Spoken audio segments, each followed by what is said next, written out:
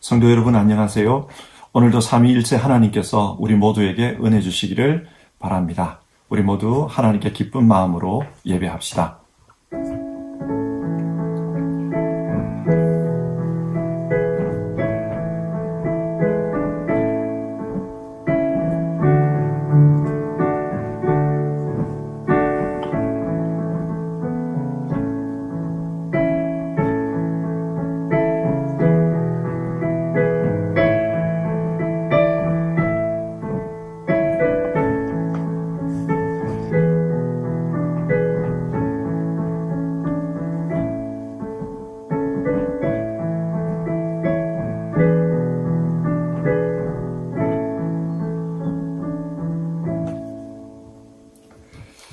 하나님은 영이시니 예배하는 자가 영과 진리로 예배할지니라. 말씀으로 우주 만물을 창조하시고 지혜와 권능으로 이 세상을 통치하시는 하나님, 우리의 마음과 뜻과 정성을 모아 찬양과 경배를 드립니다. 이곳에 오셔서 우리가 드리는 예배를 흠양하시고 홀로 영광을 받아 주옵소서. 오늘도 은혜를 삼하는 모든 성도들에게 진리의 말씀을 들려주시고 상하고 지킨 마음에는 하늘의 평안과 위로를 더하여 주옵소서. 그리하여 예배하는 저희들이 시냇가에 심긴 나무처럼 풍성한 열매를 맺게 하옵소서. 예수님의 이름으로 기도드립니다. 아멘. 찬송가 266장 1절과 2절을 부르겠습니다.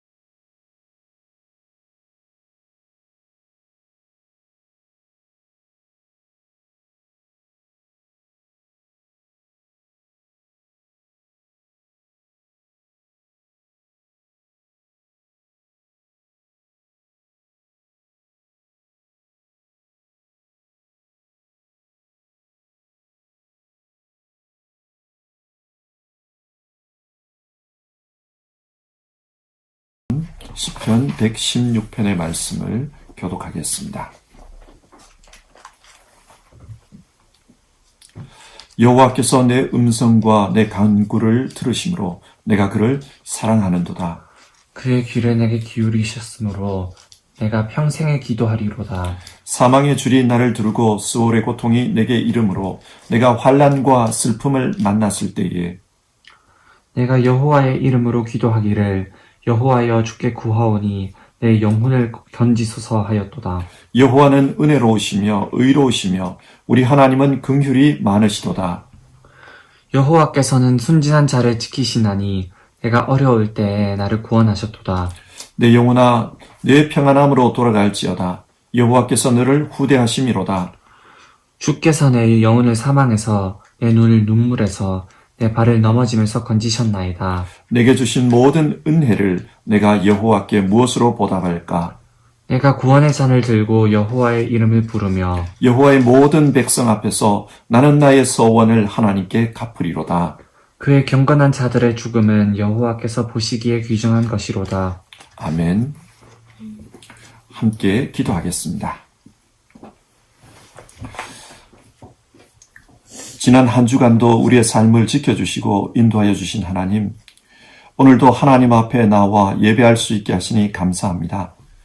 우리를 하나님의 백성으로 삼아주신 구원의 은혜도 감사하고 일상을 살며 하나님을 찬송하고 주님 말씀을 묵상하며 살게 하심도 감사합니다. 늘 임마누엘 함께 하셔서 믿음의 싸움을 싸우며 이 세상에서 살도록 은혜 주심도 감사합니다. 그 모든 감사의 마음을 담아 하나님 앞에 나와싸우니 주님, 우리를 통해 홀로 영광받아 주시옵소서. 긍휼이 많으시고 인자가 풍성하신 하나님, 지난 한 주간의 삶을 돌아보며 회개합니다. 주님은 우리에게 내가 거룩한 것 같이 너희도 거룩하라 명령하셨지만 거룩하게 살지 못한 모습이 있습니다.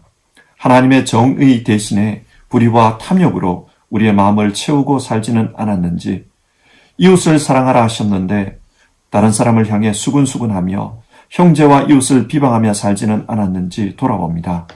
주님, 우리를 용서해 주옵소서.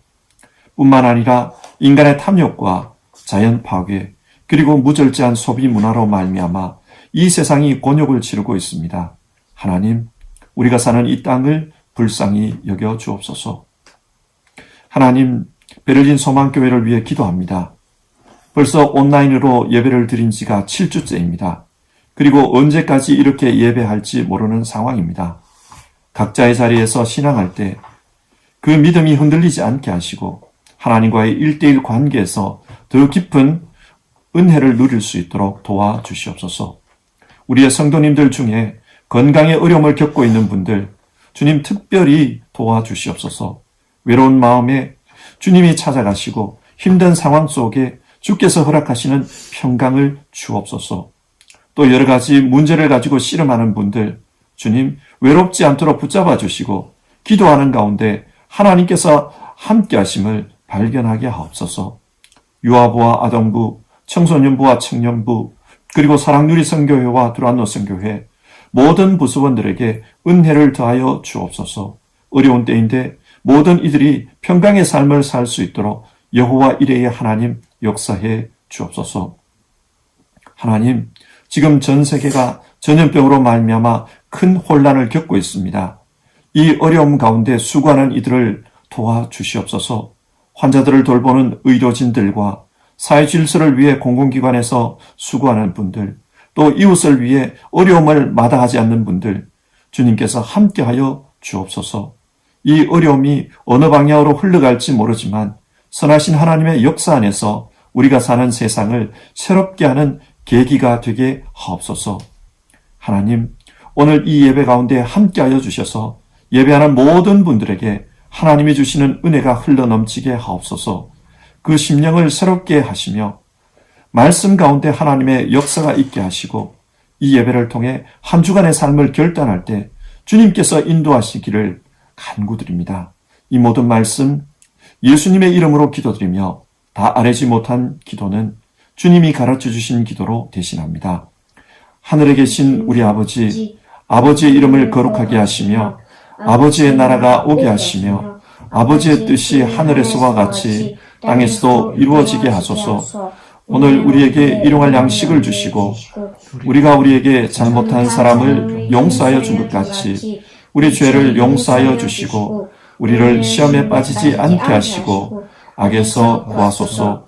나라와 권능과 영광이 영원히 아버지의 것입니다. 아멘.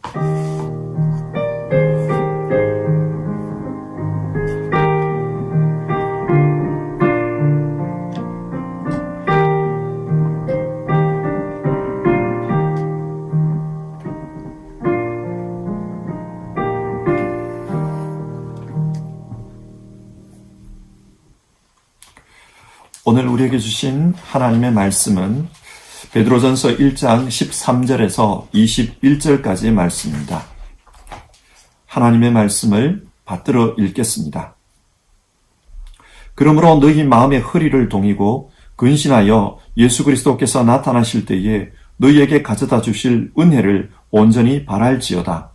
너희가 순종하는 자식처럼 전에 알지 못하던 때에 따르던 너희 사욕을 본받지 말고 오직 너희를 부르신 거룩한 이처럼 너희도 모든 행실에서 거룩한 자가 되라. 기록되었을 때 내가 거룩하니 너희도 거룩할지어다 하셨느니라. 외모로 보시지 않고 각 사람의 행위대로 심판하시는 이를 너희가 아버지라 부른즉 너희가 나그네로 있을 때에 두려움으로 지내라. 너희가 알거니와 너희 조상이 물려준 헛된 행실에서 대속함을 받은 것은 은이나 금같이 없어질 것으로 된 것이 아니요 오직 흠없고 점없는 어린 양 같은 그리스도의 보배로운 피로 된 것이니라. 그는 창세전부터 미리 알리신 바 되시니나 이 말세에 너희를 위하여 나타내신 바 되었으니 너희는 그를 죽은 자 가운데서 살리시고 영광을 주신 하나님을 그리스도로 말미암아 믿는 자니 너희 믿음과 소망이 하나님께 있게 하셨느니라. 아멘. 오늘 주신 말씀을 통해 하나님의 은혜가 있으시기를 바랍니다.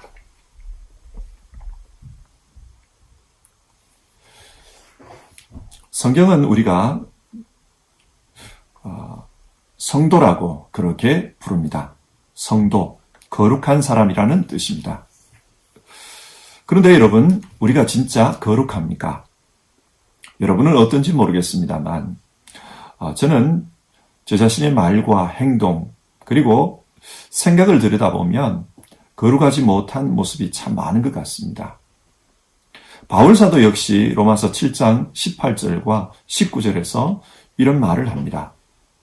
나는 내 속에 곧 내 육신에 속한 육신 속에 선한 것이 깃들여 있지 않다는 것을 압니다. 나는 선을 행하려는 의지는 있으나 그것을 실행하지는 않으니 말입니다. 나는 내가 원하는 선한 일은 하지 않고 도리어 원하지 않는 악한 일을 합니다. 무슨 말입니까? 거룩하지 않다는 고백입니다. 그런데 왜 성경은 우리를 거룩한 사람이라고 그렇게 부릅니까? 하나님께서 예수님 십자가 때문에 우리를 거룩한 자로 보시는 것입니다. 뿐만 아니라 실제로 이 땅에서 거룩하게 살 수 있도록 성령을 보내주셨습니다. 그래서 성령에 이끌려 거룩한 열매를 맺으며 살도록 도와주십니다. 내가 거룩하니 너희도 거룩할지어다. 그러니까 성도라는 이 호칭은 하나님의 소원이 담겨져 있는 호칭입니다. 비록 온전하지는 않지만 거룩하게 살아라. 하나님의 소원이 담겨져 있습니다. 오늘 본문 15절의 말씀처럼 하나님은 우리가 모든 행실에서 거룩하게 살기를 원합니다. 오직 너희를 부르신 거룩한 이처럼 너희도 모든 행실에 거룩한 자가 되라. 그렇다면 여러분, 우리는 모든 행실에서 어떻게 거룩하게 살 수가 있을까요? 하나님의 말씀에 귀를 기울여 봅시다. 첫 번째로 성경은 거룩하게 살기 위해서는 거룩한 것을 소망하라고 합니다. 사람은 자기가 소망하는 것을 얻기 위해서 노력합니다. 그리고 그렇게 노력하다 보면 그 소망에 의해 삶의 모습이 만들어집니다. 예를 들어 사울과 다윗을 한번 생각해 봅시다. 두 사람 모두 하나님께서 세운 왕입니다. 그들을 선택한 분도 또 그들이 왕이 되도록 인도하신 분도 하나님이십니다. 두 사람의 출발은 비슷합니다.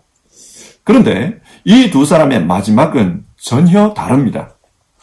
성경에서 사울은 하나님께 버림받은 자의 상징처럼 여겨지고 있고 다윗은 하나님께서 높여주신 자의 상징처럼 그렇게 여겨지고 있습니다.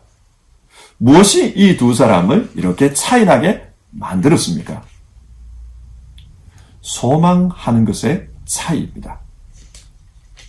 시편 27편 4절에서 다윗은 자신의 소망을 이렇게 말합니다. 주님, 나에게 단 하나의 소원이 있습니다. 그것은 한평생 주님의 집에 살면서 주님의 자비로우신 모습을 보는 것과 성전에서 주님과 의논하면서 살아가는 것입니다. 다윗의 소망은 주님을 가까이 하는 것, 그리고 주님과 의논하며 사는 것이라고 말합니다. 여러분, 평생을 주님을 가까이 하면서 주님과 대화하면서 살면 어떤 사람이 될까요?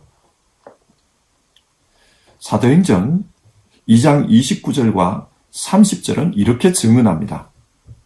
동포 여러분, 나는 조상 다윗에 대하여 자신 있게 말씀드릴 수 있습니다.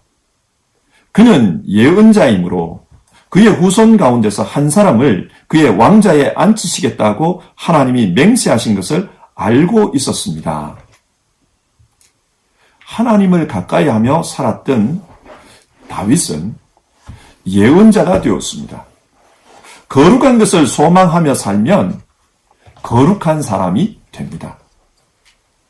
그러면 사울은 어떤 것을 소망하며 살았습니까? 사무엘상 20장 30절과 31절의 말씀입니다.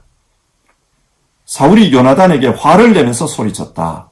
네가 이새의 아들과 단짝이 된 것을 내가 모를 줄 알았더냐?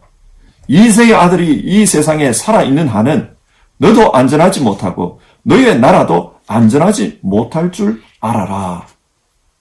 사울 왕이 아들 요나단에게 화를 내면서 한 말입니다. 이 말을 통해서 알 수 있는 사울의 소망은 자신의 아들에게 권력을 세습해 주는 것이었습니다. 그래서 자손 대대로 잘 먹고 잘 사는 것입니다. 이런 소망을 가지고 살면 기본적으로 다른 사람을 의심합니다. 저 사람이 지금 나의 권력에 도전하는 것 아니냐? 저 사람이 내 자리를 노리는 것 아니냐? 그렇게 의심합니다. 그리고 자기에게 조금이라도 도전을 한다 싶으면 죽이려고 달려듭니다. 그러면 결국 이런 사람 주변에는 사람이 없어집니다. 인간관계가 파괴됩니다. 뿐만 아니라 하나님과의 관계도 파괴되고 맙니다. 이처럼 무엇을 소망하며 사느냐에 따라서 삶이 달라집니다.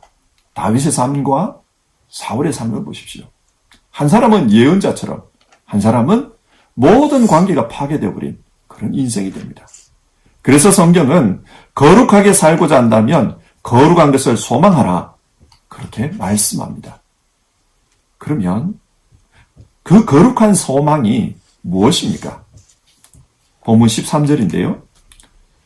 예수 그리스도께서 나타나실 때에 너희에게 가져다 주실 은혜를 온전히 바랄지어다. 여기서 바랄지어다, 이 말이 소망하다, 그런 뜻입니다. 예수님께서 나타나실 때에 주실 은혜, 그것을 소망하라고 합니다. 이 은혜를 베드로후서 1장 4절은 하나님의 성품에 참여하는 사람이 되는 것, 그렇게 말씀합니다. 무슨 말입니까? 지금 우리는 거룩하지 않습니다. 그러나 마지막 때의 하나님은 우리 모두를 하나님의 성품에 참여하는 자, 하나님을 닮은 거룩한 자로 만들어 주십니다. 이것을 소망하라, 그렇게 말씀합니다. 무엇을 좀 더 가지는 것, 그런 것을 소망하는 게 아니라 내가 하나님을 닮은 사람이 되는 것, 그것을 소망하라고 말씀합니다. 여러분은 지금 무엇을 소망하십니까? 하나님은 구약의 이스라엘 백성에게 하나님 나라를 소망하라고 가르쳤습니다. 그리고 이 땅에 하나님의 나라가 이루어지기 위해서는 하나님의 뜻이 이루어져야 한다, 그렇게 가르쳤습니다. 그런데 이스라엘이 가나안 땅에 들어와서 살아보니까 가나안 사람들이 자기들보다 더 잘 사는 것처럼 보였습니다. 물질적으로 더 잘 사는 것처럼 보였고 육신적으로 더 편하게 사는 것처럼 보였습니다. 가나안 사람들의 삶이 인간의 욕망을 좀 더 잘 충족시켜준 것처럼 보였습니다. 그러자 이스라엘 사람들이 어떻게 했는가? 하나님 나라에 대한 이해를 변질시켜 버립니다. 무엇이 하나님 나라이냐? 하나님의 뜻이 실현되는 것이 하나님의 나라가 아니라 우리가 원하는 모든 것이 다 이루어지는 것, 모든 소원이 다 이루어지는 곳, 그곳이 하나님 나라다, 그렇게 이해합니다. 그래서 자기들이 원하는 것을 얻기 위해서 노력하는 것, 그것을 믿음이라고 그렇게 생각해 버립니다. 내가 원하는 것을 얻기 위해서 그렇게 살아가는 것, 그 삶을 하나님 나라의 삶이라고 정의 내린 것입니다. 이것이 신앙의 타락입니다. 성경이 가르친 것과는 다른 자기 욕망을 따라 사는 신앙의 타락입니다. 그리고 오늘 본문 14절에서는 이것을 사욕을 본받는 것이라고 그렇게 말씀합니다. 자, 그 결과 이스라엘 백성이 어떻게 되었습니까? 그들은 세상 사람들과 똑같이 되어버렸습니다. 똑같은 모습으로 살아갑니다. 그리고 마침내는 하나님의 심판을 받아서 비참하게 되어버렸습니다. 하나님을 신앙하면서도 소망하는 것이 잘못되어 버리면 그 마지막은 비참합니다. 여러분, 우리는 무엇을 소망합니까? 우리가 거룩한 백성으로 살려고 하면 우리가 무엇을 소망하는지 그것을 점검해야 합니다. 우리의 소망이 거룩하지 못하면 절대 우리는 이 땅에서 거룩한 삶을 살 수가 없습니다. 왜냐? 무엇을 소망하느냐가 그 삶의 모습을 결정하기 때문입니다. 거룩한 것을 소망해라. 오늘 성경은 그렇게 말씀합니다. 두 번째로 성경은 거룩하게 살기 위해서는 나그네로 있을 때에 두려움으로 지내라. 그렇게 권면합니다. 17절인데요. 너희가 나그네로 있을 때에 두려움으로 지내라. 나그네로 산다는 것은 돌아갈 본향이 있다는 것을 전제합니다.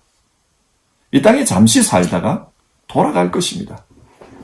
그런데 그 돌아갈 본향이 어디입니까? 하늘 본향입니다. 그래서 이 땅에 머무는 동안 하늘 본향을 기준으로 삼고 자기 자신을 잘 살피며 살아라. 그 말씀입니다. 다윗은 사무엘 선지자를 통해 어릴 때에 기름 부음을 받았습니다. 기름 부음을 받았다는 말은 언젠가 왕이 될 사람이다. 그 뜻입니다. 지금은 왕이 아니지만 때가 되면은 왕이 될 것입니다. 그런데 왕이 되기 전 다윗의 삶이 어떠했습니까? 다윗은 왕이 되기 전에 많은 고생을 했습니다. 사울에게 쫓기는 신세였기 때문입니다. 그래서 사무엘상 19장부터 다윗이 사울에게 쫓겨다니는 이야기가 아주 길게 기록되어 있습니다. 그런데 이렇게 쫓겨다니다가 어느 날 사울을 죽일 절호의 기회가 찾아왔습니다. 다윗이 엔게디에 숨어 있을 때인데 그때 사울이 아마 용변이 급했나 봐요. 그래서 다윗이 숨어 있는 그 굴에 들어와서 옷도 벗고 완전 무장 해제한 채 그렇게 용변을 봅니다. 이것을 본 다윗의 신하들이 다윗에게 속삭입니다. 드디어 주님께서 말씀하신 그날이 왔습니다. 내가 너의 원수를 너의 손에 넘겨줄 것이니 네가 마음대로 그를 처치하여라 하신 바로 그날이 되었습니다. 하나님께서 도와주셔서 사울을 죽일 좋은 기회가 왔으니 이참에 죽이라는 겁니다. 그러나 다윗은 내가 어떻게 하나님이 기름 부으신 사람을 죽일 수 있겠는가? 나는 그렇게 할 수 없다. 그러면서 사울의 겉옷자락만 살짝 베어서 가십니다. 여러분, 이때 다윗이 사울을 죽였다면 훗날 다윗이 어떻게 되었을까요? 다윗은 전임자를 암살하고 쿠데타로 왕위를 빼앗은 사람이라고 그렇게 평가받을 것입니다. 그렇기 때문에 다윗 왕국은 절대로 하나님 나라를 상징하는 그런 나라가 될 수 없습니다. 하나님의 나라는 평화의 나라입니다. 하나님께서 세우시는 나라입니다. 그런데 자신이 칼로 권력을 빼앗았다. 그러면 하나님 나라를 상징할 수가 없습니다. 그리고 암살로 왕위에 등극했기 때문에 다윗의 경쟁자들도 암살을 통해 왕위를 빼앗으려고 했을 것입니다. 훗날 북이스라엘의 경우를 한번 보십시오. 얼마나 많은 사람들이 전임자를 암살하고 스스로 왕이 됩니까? 이런 일들이 다윗 왕국에 일어났을 거예요. 무슨 말입니까? 이처럼 돌아갈 본향을 생각하지 않고 나그네로 있는 이 시기를 살면 훗날 어려움을 당하게 된다는 말입니다. 그래서 성경은 나그네로 있을 그때에 두려움으로 지내라. 그렇게 교훈합니다. 여기서 말하는 두려움은 공포 속에 지내라는 뜻이 아닙니다. 우리는 언젠가 하나님 나라에 가서 하나님의 심판대 앞에 서야 한다. 그러니 자기를 잘 살펴보고 깨어있으라. 그런 뜻입니다. 또 다른 예를 한번 생각해 봅시다. 다윗이 바란 광야에 숨어 있을 때입니다.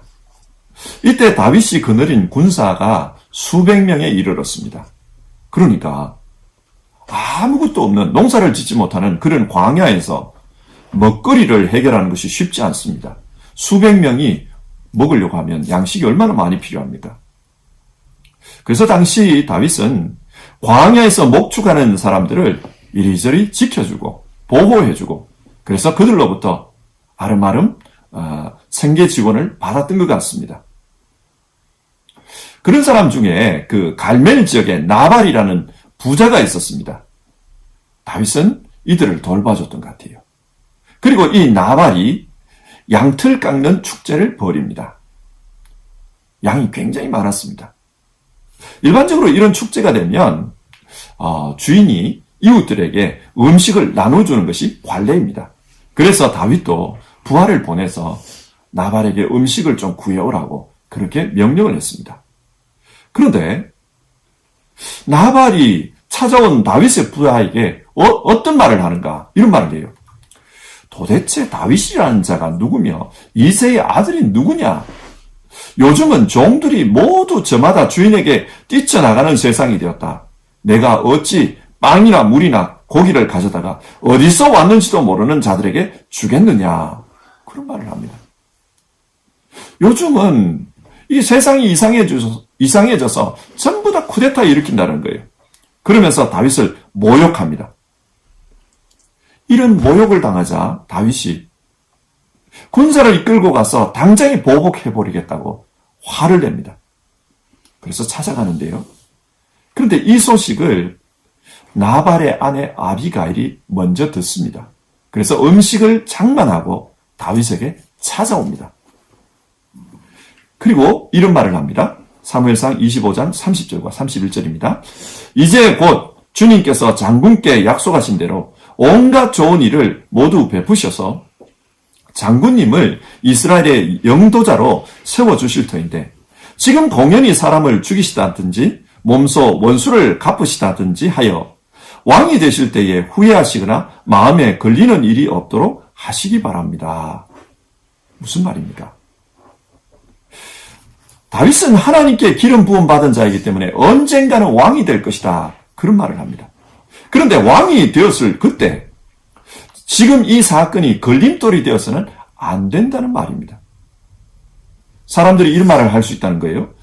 왕이 되기 전에 다윗은 민간인을 학살하고 그들의 재물을 탈취해서 살았다. 이런 소문을 퍼뜨릴 수 있다는 겁니다. 그렇게 되면 왕이 된 이후에 다윗이 굉장히 곤란해질 것이다. 다윗은 아비가일의 이야기를 듣고 그 지혜를 칭찬합니다. 만약에 다윗이 현실만 생각하고 그때 나발을 죽였다면 어떤 일이 벌어졌을까요? 훗날 사람들의 그 소문 때문에 큰 어려움을 당했을 것입니다. 이처럼 성경은 나그네로 지내는 동안 본향에서의 삶을 생각하며 두려워하는 마음으로 살아야 한다. 그것을 권면합니다. 왕이 되었을 때 그 삶, 그걸 생각하면서 왕이 되기 이전의 삶도 다윗은 살았다. 그걸 말합니다. 얼마 전 한국에서 21대 국회의원 선거가 있었습니다. 이 선거에서 20대 국회 당시 막말을 했던 의원들이 대거 낙선했다는 그런 뉴스를 읽었습니다. 만약 이들이 21대 선거에서 자신들이 한 말이 문제가 될 것이라는 것을 알았다면 함부로 막말을 했을까요? 그렇지 않습니다. 마찬가지입니다. 우리 모두는 언젠가 하나님의 심판대 앞에 서야 합니다. 그러므로 지금 이 땅에서의 삶을 마치 미래가 없는 사람처럼 하루하루 하루살이처럼 그렇게 살아서는 안 됩니다.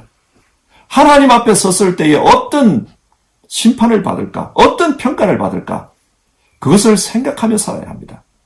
그래서 오늘 성경은 나그네로 사는 그동안에 두려워하는 마음으로 살아야 한다. 우리에게 그 권면을 합니다. 그리고 세 번째, 거룩하게 살기 위해서는 자신의 가치를 생각하며 살아야 합니다.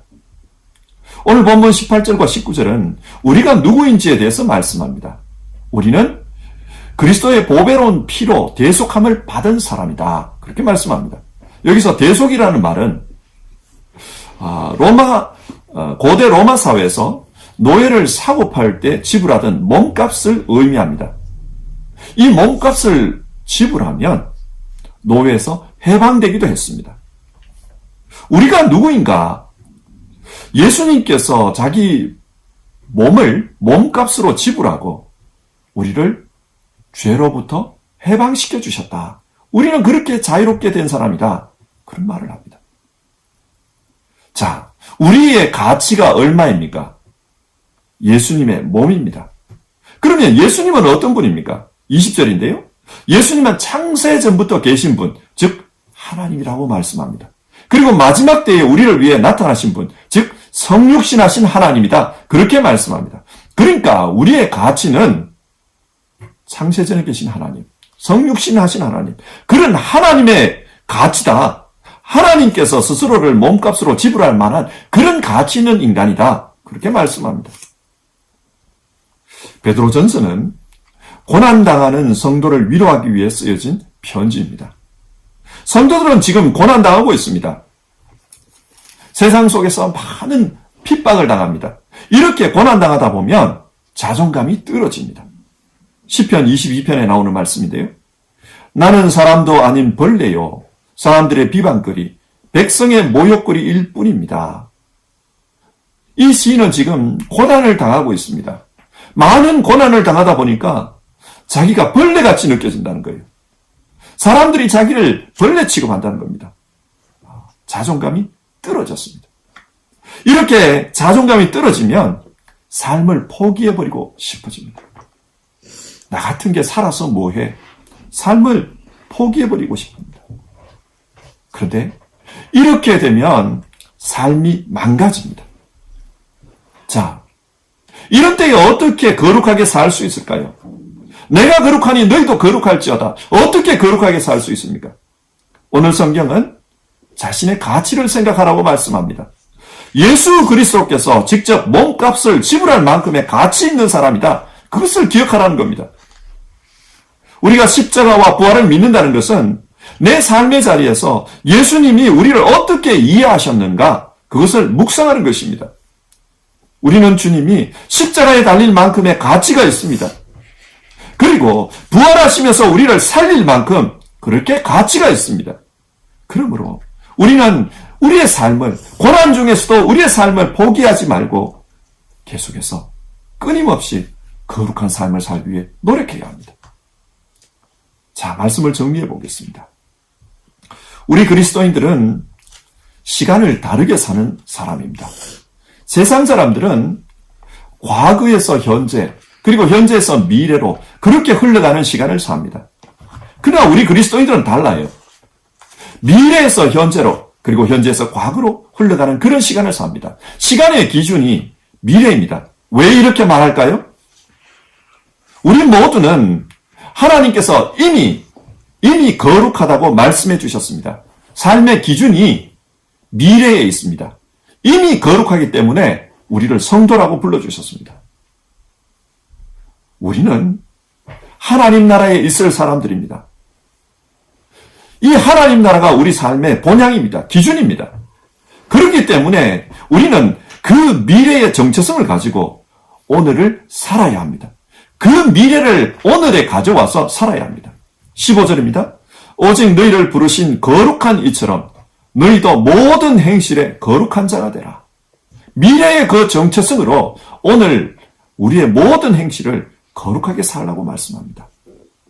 거룩하게 살기 위해서는 우리가 가지고 있는 소망이 거룩해야 합니다.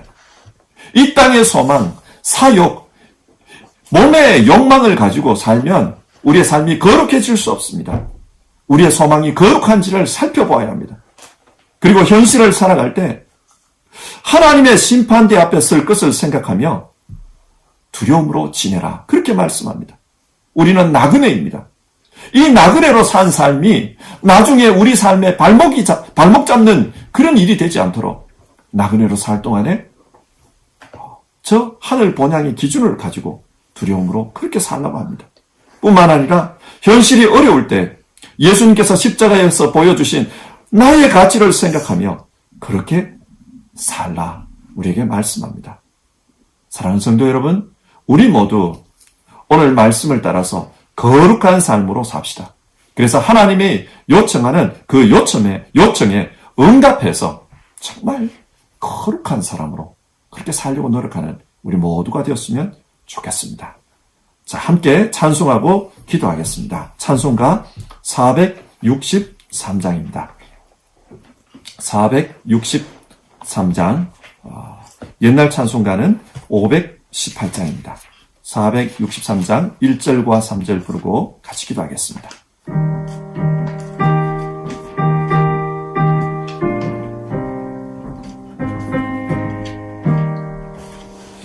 신자 되기 원합니다.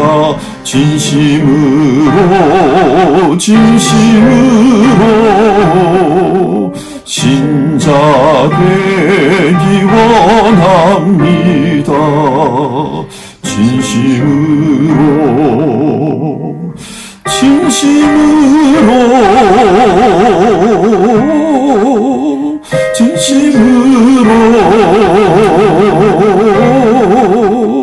신자 되기 원합니다. 진심으로 거룩하기 원합니다. 진심으로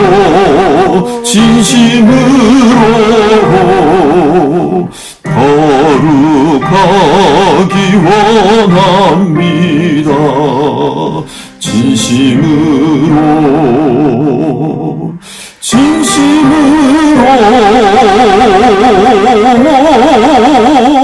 진심으로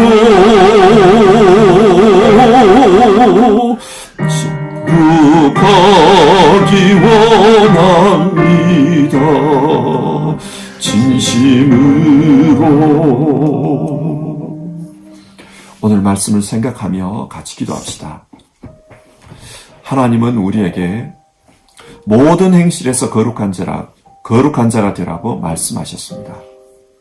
우리는 이미 하늘나라 백성이기 때문에 비록 이 땅에서 살지라도 거룩하게 살아야 한다. 그렇게 권면합니다.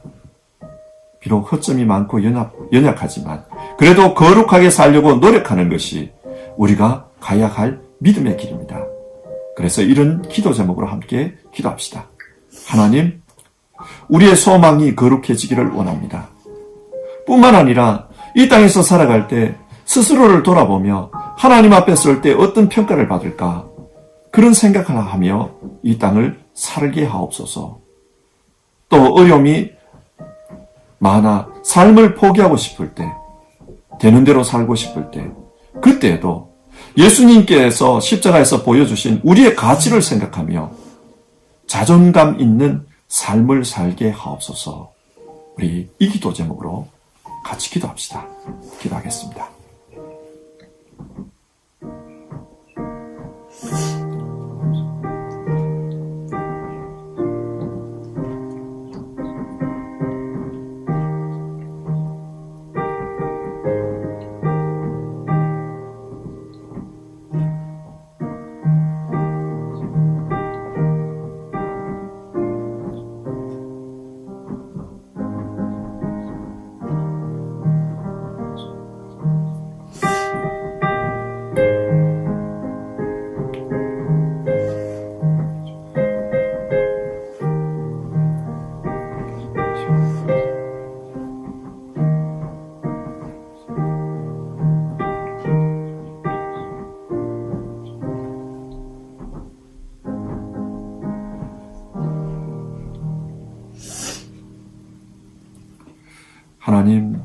하나님께서 우리에게 원하시는 것이 거룩한 삶이오니 이 땅에서 거룩한 삶을 실천하며 살 수 있도록 우리를 도와 주옵소서. 구체적으로 우리의 소망이 거룩해지도록 우리의 심령에 역사해 주옵소서. 그리고 비록 이 땅에 살지만 삶의 기준을 저 하늘나라에 두고 살아가는 우리 되게 하옵소서. 아무런 소망 없는 자처럼 하루살이 인생을 사는 것이 아니라 하나님 앞에 섰을 때 어떤 평가를 받을까 그것을 생각하며 사는 우리 모두 되게 하옵소서. 그리고 좌절하지 않고 자신의 삶의 가치를 늘 생각하며 살아가는 우리 모두 되게 하옵소서. 하나님께 거룩한 삶으로 응답하는 우리 모두 되게 하옵소서. 지금을 살지만 그러나 하나님 나라 미래에 성취될 그 삶을 미리 사는 우리 성도님들 다 되게 하옵소서. 예수님의 이름으로 기도드립니다. 아멘. 사도신경으로 우리의 신앙을 같이 고백하겠습니다. 나는 전능하신 아버지 하나님 천지의 창조주를 믿습니다. 나는 그의 유일하신 아들 우리 주 예수 그리스도를 믿습니다. 그는 성령으로 잉태되어 동정녀 마리아에게서 나시고 본디오 빌라도에게 고난을 받아 십자가에 못 박혀 죽으시고 장사된 지 사흘 만에 죽은 자 가운데서 다시 살아나셨으며 하늘에 오르시어 전능하신 아버지 하나님 우편에 앉아 계시다가 거기로부터 살아있는 자와 죽은 자를 심판하러 오십니다. 나는 성령을 믿으며 거룩한 공교회와 성도의 교제와 죄를 용서받는 것과 몸의 부활과 영생을 믿습니다. 아멘.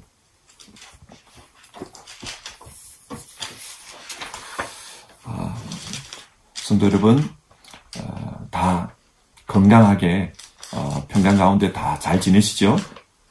어려운 시기 그렇지만 주님께서 우리에게 더 가까이 오시는 또 우리가 더 주님께 가까이 가는 그런 시간이 되기를 바랍니다. 익숙하지 않은 이 시간 우리 각자 예배를 통해서 하나님의 성전이 되는 그런 경험들을 할 수 있었으면 좋겠습니다. 교회 소식을 전합니다. 두란노 선교회 수련회가 9월 초에 예정이 되어 있었습니다. 그런데 이 코로나 사태로 말미암아서 9월 달에도 수련회를 할 수 없을 것 같아요. 그래서 공식적으로 이 두란노 선교회 수련회가 취소되었다는 것을 알려드립니다.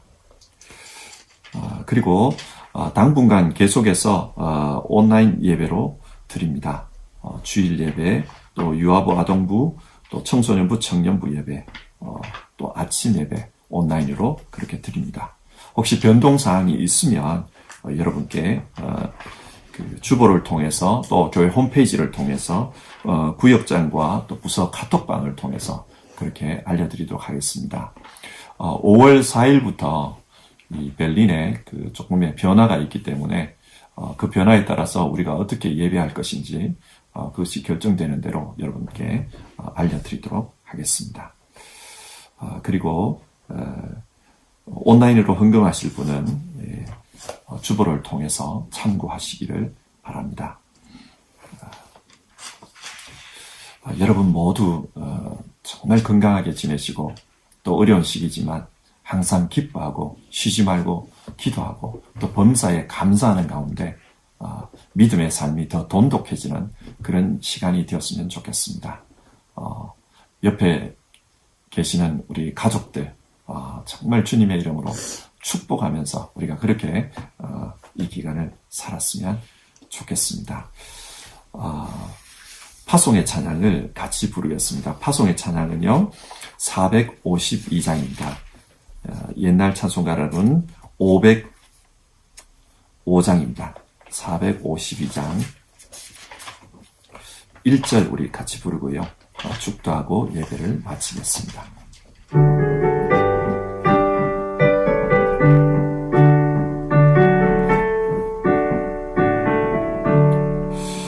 내 모든 소원 기도의 제목 예수님 닮기 원함이라 예수님 형상 나있기 위해 세상에 보았기 전에 예수님 닮기 내가 원하네. 날 구원하신 예수님을 내 마음속에 지금 고도사 주님의 형상 인치소서. 사랑하는 성도 여러분, 오늘 본문은 그러므로 라는 접속사로 시작합니다. 베드로전서 1장 3절부터 12절까지가 하나님의 은혜를 찬송하는 그런 문장입니다. 자, 하나님께서 우리를 산소망이 있게 해주셨습니다. 그러므로 우리는 어떻게 살아야 하는가? 오늘 성경 말씀은 우리에게 너희도 모든 행실에서 거룩한 자가 되라. 하나님 그렇게 말씀하셨습니다. 우리 모두 산소망을 가진 자로서 하나님 앞에서 거룩한 사람, 거룩한 삶을 살려고 노력하는 사람으로 그렇게 살아봅시다. 먼저는 우리의 소망이, 우리가 소망하는 것이 거룩해야 합니다. 뿐만 아니라 이 땅에 살지만 삶의 기준을 하늘 본향에 두고 살아야 합니다. 그래서 이 땅에 우리가 살 때에 늘 자기를 돌보며 돌아보며 그렇게 살아야 합니다. 뿐만 아니라 어렵고 힘들 때에 그때도 거룩하게 살아야 합니다. 주님께서 십자가에서 보여준 나의 가치를 생각하며 그렇게 거룩하게 사는 우리 모두 되었으면 좋겠습니다. 축도하겠습니다. 우리 주님 예수님의 은혜와 하나님 아버지의 사랑과 성령 하나님의 교통하심이 오늘 예배를 드리며 하나님께서 요구하시는 대로 거룩한 삶을 살기로 결단하는 모든 성도들 머리 위에 이제부터 영원까지 함께 하시기를 간절히 축원드리옵나이다. 아멘.